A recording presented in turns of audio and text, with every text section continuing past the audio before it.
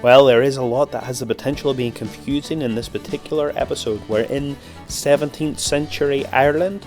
We have a Texan talking about an Englishman who's planting some of the earliest Baptist churches in the island.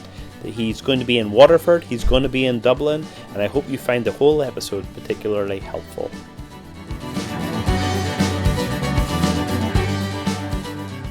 Micah, first of all, can you tell us a little bit about who you are and the ministry that you're involved with, so we understand who this man is that's sharing with us today?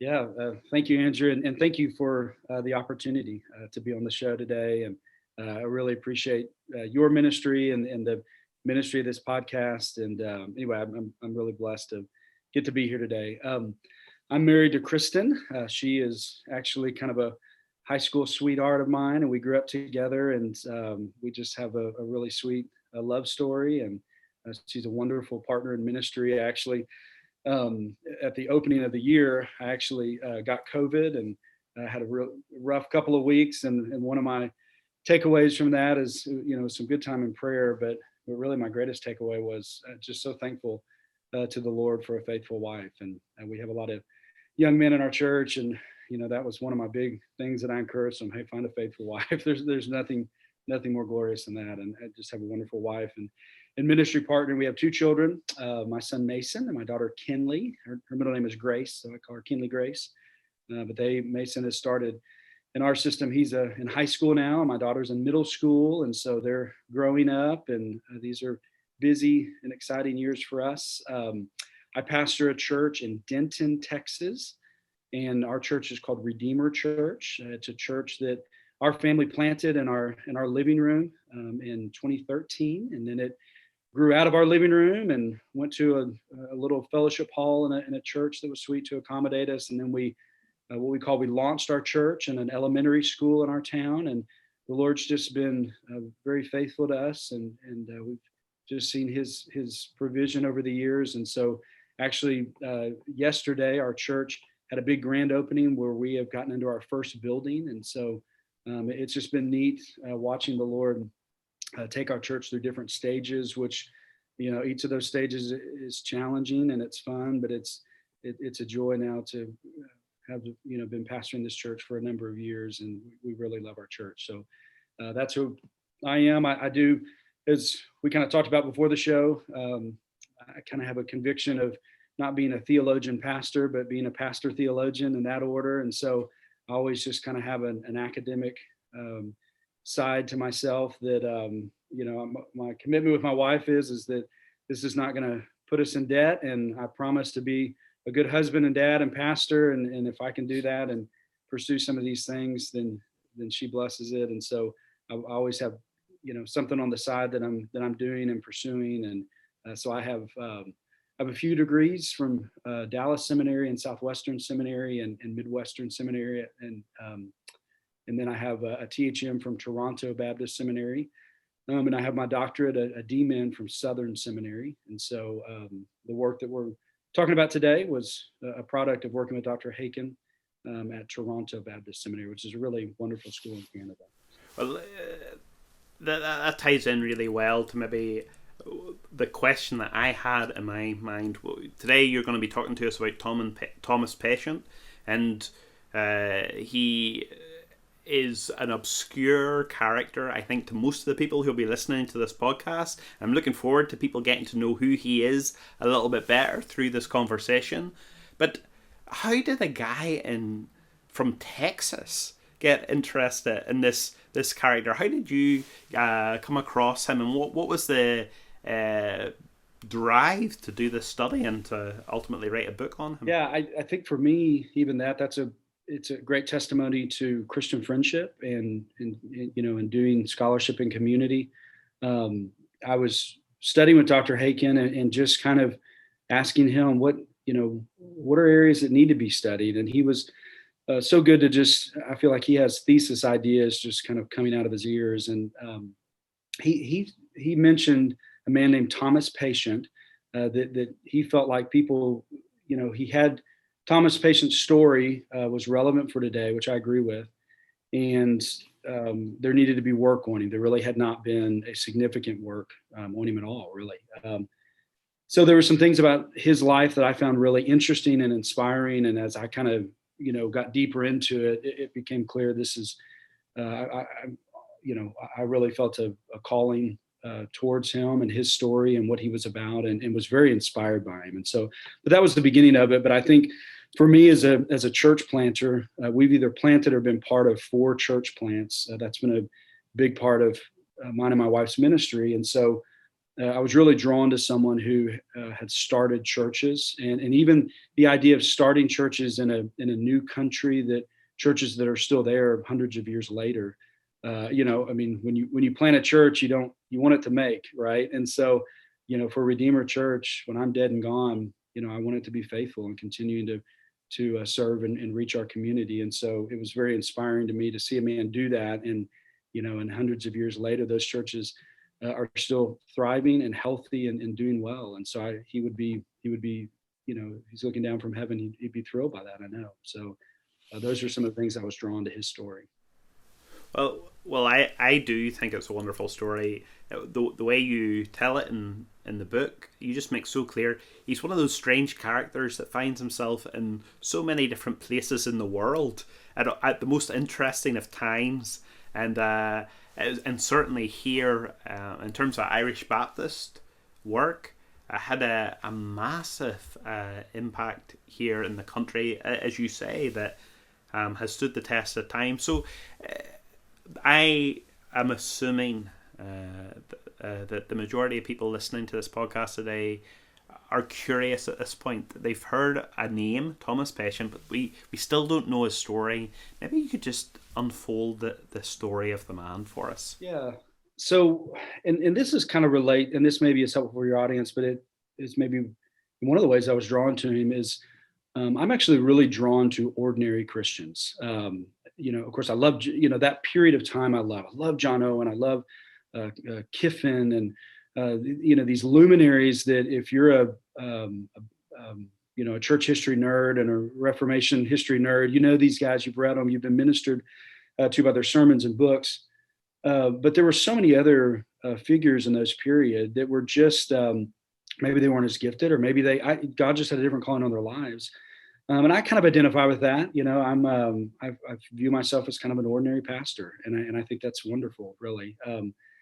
And Thomas Patient was that. So there's an ordinariness about him, if that's a word, which to me is inspiring. And even, Dr. Haken makes a great point about history, that actually the great accomplishments in history, we tend to have a great man view of history.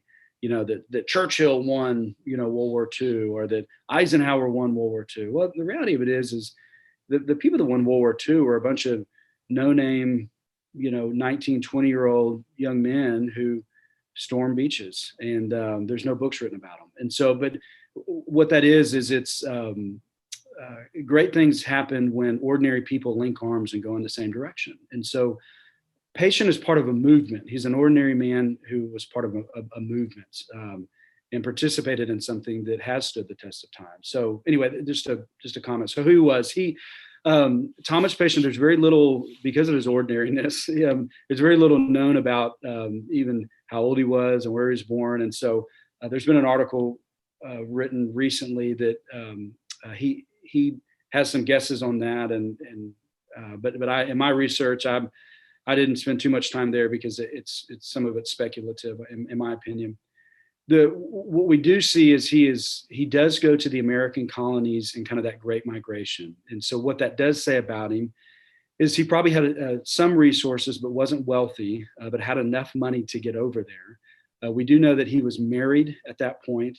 And at that point, and even in his book on baptism, he claims the congregation, or the congregational ways, I think is how he refers to it, which would mean that he's a Puritan, but he holds to more of a Congregationalist approach, so not a Baptist approach, when he goes to the American colonies, okay?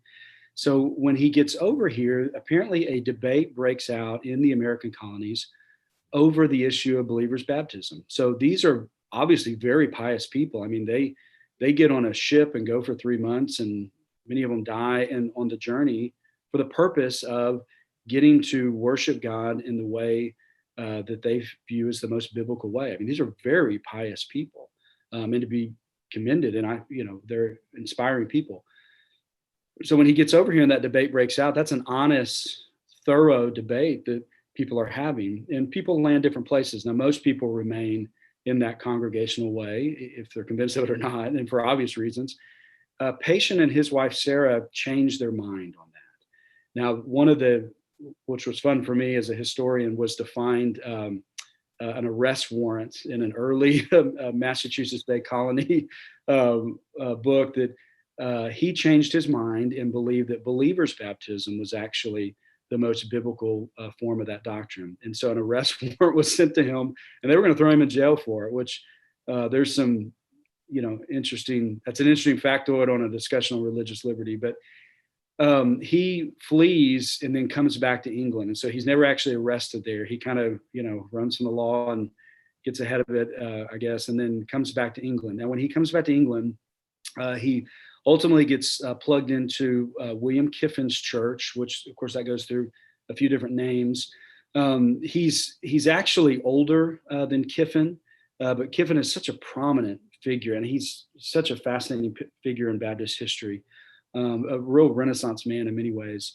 I describe him as an associate pastor to Kiffin. It's maybe better thought of that he's a co-pastor with Kiffin, but he is connected to that church. During that time, we're now into English Civil War. We're now into the Cromwellian period of the English Civil War. And of course, if your Irish listeners know that period of history, which I hope they do, it's a really awful, there's many points in the history of the relationship between England and Ireland that are awful and oppressive, of course. And this is one of those periods. And so there's much, I think, to be admired by Cromwell and what he was attempting to do.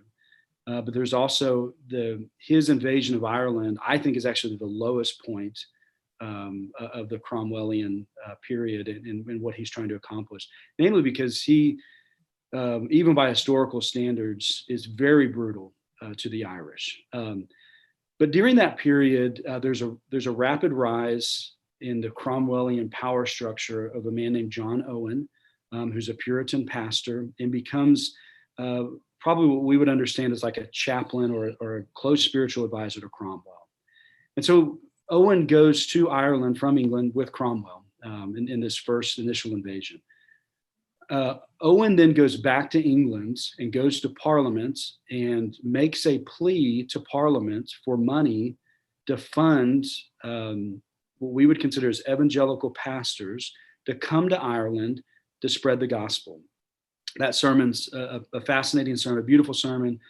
It's very Owen-esque, but he and Thomas Patient essentially heeds that call. And so Thomas Patient then becomes an army chaplain for the English army that has just invaded Ireland. And that's how he gets to Ireland.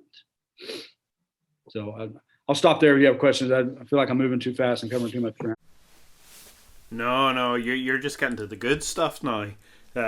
He comes.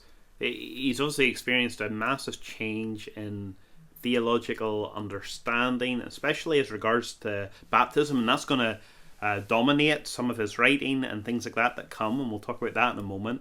He's come back to England. He's been influenced by a significant Baptist church and getting to partner and be part of the eldership there, and he hears this charge in Owen's sermon that begins to circulate around the country to go to Ireland, and he comes.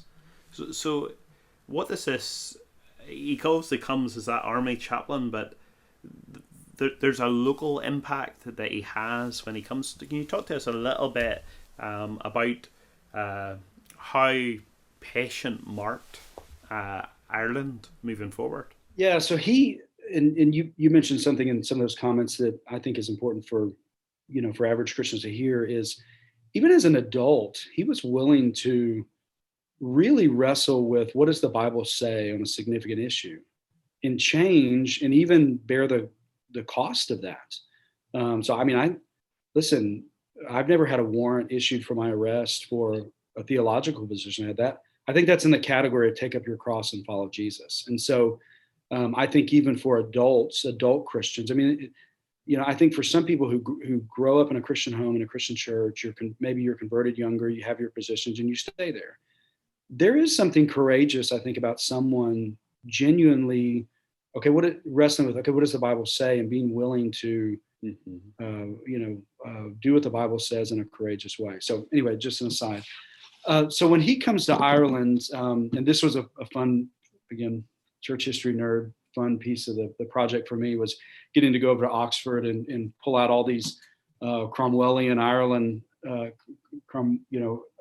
accounting books and how people. And so I found how much patient was paid to be a chaplain, and essentially he splits probably a way to think of it is he kind of splits his time between ministering to the English Army, and specifically the English Army officers and their families, and then going out into Ireland and spreading the gospel. And so the churches, in a very Paul-like way, he views, the Christian ministry is you go and you share the gospel to whomever will listen to you.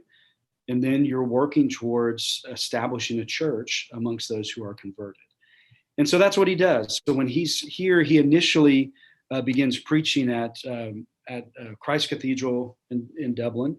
And that is I think it's weird, but for modern listeners, essentially what the Puritans did in that period of time is they had they were almost like lecture series where you would have multiple people preaching in these churches, which seems very unhealthy to me, frankly, and it plays out that way. And so he's preaching in this church. There's other people preaching in this church. But they don't share the same theology. And so he starts talking about baptism and believers' baptism. And another man in the church who's preaching, at different times and on different dates, he does not hold to that. And so there kind of becomes a split in that church. And so in that way, you could say Patient is kind of divisive on this issue.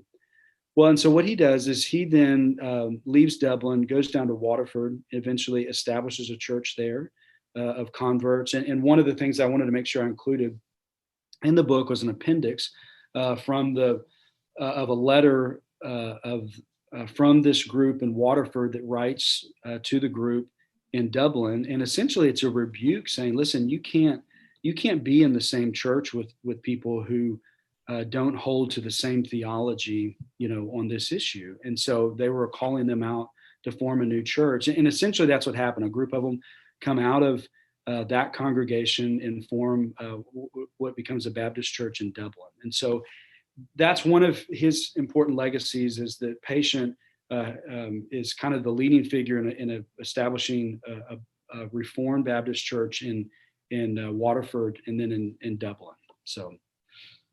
Yeah, and one of the remarkable things, and you mentioned it earlier, is that both those churches have continued and still are part of the Association of Baptist Churches in Ireland. The church there in Waterford, it's small and it has had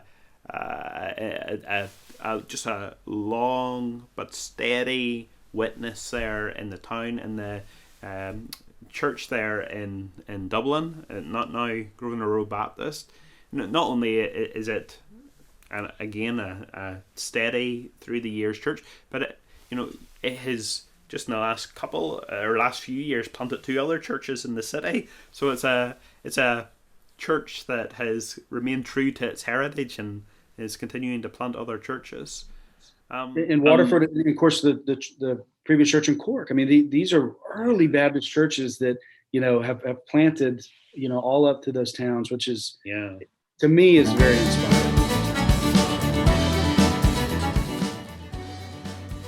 Thank you for listening to the Saints and Scholars podcast. Please like or follow, subscribe to keep up to date with the content as it comes out. I want to say a big thank you to Micah for sharing with us today. He'll be joining us again next week to unfold something more of the ecclesiology and the impact left by Thomas Patient. I hope you're able to join us.